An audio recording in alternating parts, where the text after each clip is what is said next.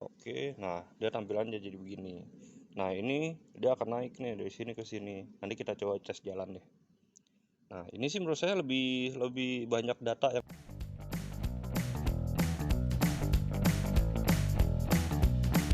Halo guys, ketemu lagi sama gue Jari. Gue kali ini dikasih kesempatan buat nyobain satu aplikasi yang menurut gue keren banget. Aplikasi ini punya banyak fitur, punya banyak kegunaan, punya banyak manfaat yang bisa lu terapin atau yang bisa lu pakai di motor listrik ini. Kenapa menurut gue oke? Karena secara penggunaan aplikasinya itu bisa menggantikan dari si MID ini. Nah, paham kan? Aplikasinya itu sebagai aplikasi uh, pengukur kecepatan. Jadi kalau di Meet udah ada speedometer, ini juga sama. Cuma bedanya ini lebih lebih kompleks aja, lebih banyak indikatornya dan juga lebih powerful daripada bawahannya. Secara koneksi atau secara pengoperasian, aplikasinya itu terkoneksi dari Bluetooth dan juga pembacaan data yang ada di controller dan BMS motor ini. Jadi kalau lu pakai controller Nanjing yang mana dia memang support untuk Bluetooth dan juga ada BMS JK yang bisa dikonekin ke handphone lu. Nah, dia akan baca semua itu jadi jadi sebuah data dan itu akan dirangkum di aplikasi yang akan ada di sini. Gitu. Nah, mau lihat seperti apa? Kita langsung coba buka dan coba cek apa aja sih fitur-fiturnya. Nah, aplikasinya itu ini. Nah, ini introduction. Nah, kita coba cek. Nah, ini aplikasinya. Nah, ini tanda controller sudah oke, baterai sudah oke. Secara interface kita bahas. Ini adalah suhu dari si BLDC. Ini suhu dari controller. Nah, ini adalah kecepatan atau speednya, speedometer. Ini RPM yang bisa nampilin berapa besar RPM yang tercapai pada saat kita memacu gas kita, throttle kita.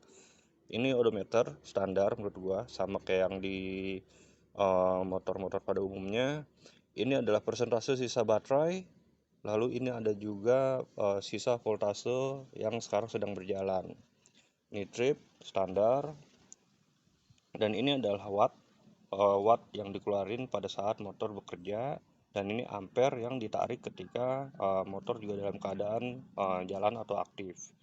Nah, ini adalah modenya nih. Jadi kalau kita lihat ini modenya ada 3.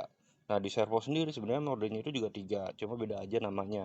Ada Eco, Urban, dan Sport. Nah, ini juga sama, cuma penggantian namanya aja yang beda. Nah, kalau kita cek, ini posisinya itu di Urban. Nah, Urban itu, nah ini kita ganti ke Eco. Nah, ini posisi Eco, kita ubah di normal dan turbo. Kayak gitu. Nah, ini di sport nih. Di sport itu kalau di aplikasi itu turbo. Nah, ini turbo. Gitu. Nah, ini ada jamnya. Ini terkoneksi dengan device atau handphone lu. Ini lokasi yang sekarang. Kita ada di Bekasi. Nah, ini adalah. Nah, ini tampilan secara keseluruhan.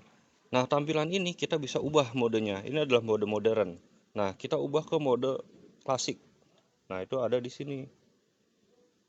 Kita set dari pengaturannya.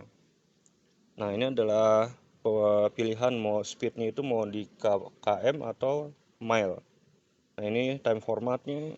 Nah, ini yang saya bilang tadi, ini adalah dashboardnya mau yang modern atau yang klasik.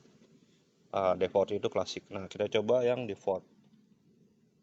Sorry. Nah, oke. Nah, dia tampilannya jadi begini. Nah, ini dia akan naik nih dari sini ke sini. Nanti kita coba tes jalan deh. Nah, ini sih menurut saya lebih lebih banyak data yang dilampirin ya.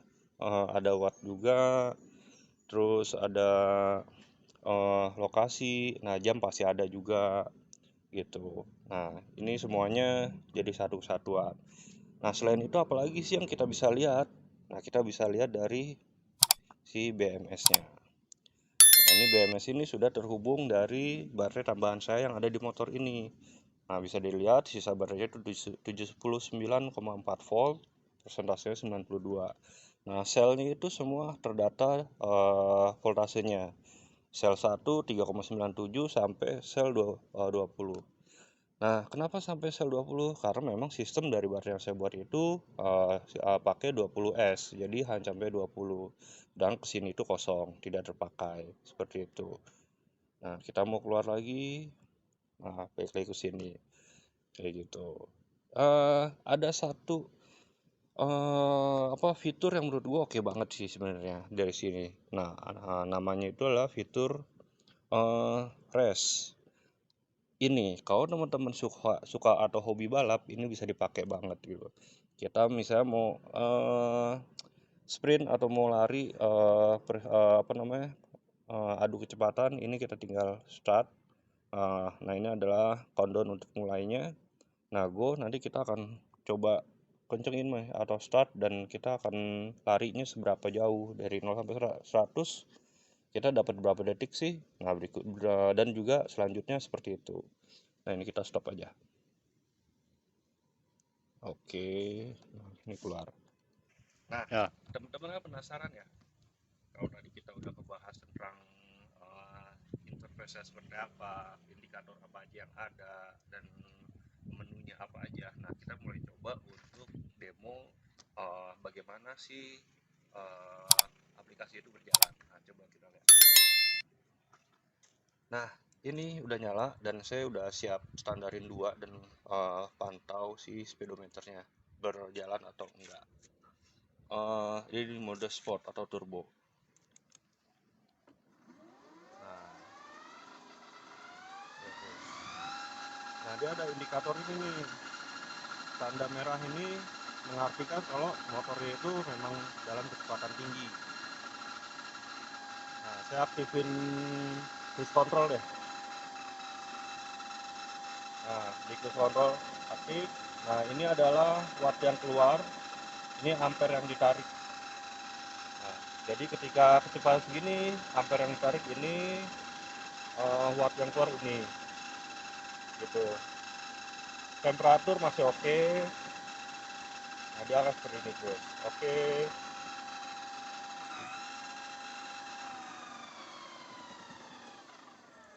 Ini ke mode eco.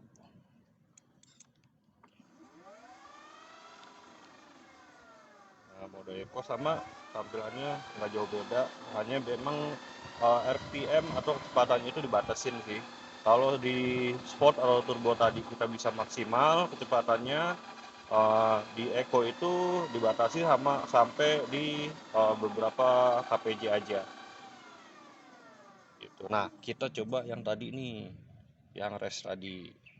Nah, ini sih sebenarnya kurang optimal ya, karena hanya di tes standar 2 tanpa beban. Mestinya ini tes di jalan raya langsung kita di sirkuit kalau perlu. Nah, kita coba start. Yes, 3, 2, 1, standby. Nah, ini adalah detik yang kita capai. Tercapai detik di 0 sampai 100. Nah, so itu akan mengikuti tuh sampai di 0 sampai 400 kpj. Seperti itu. Nah, stop. Oke.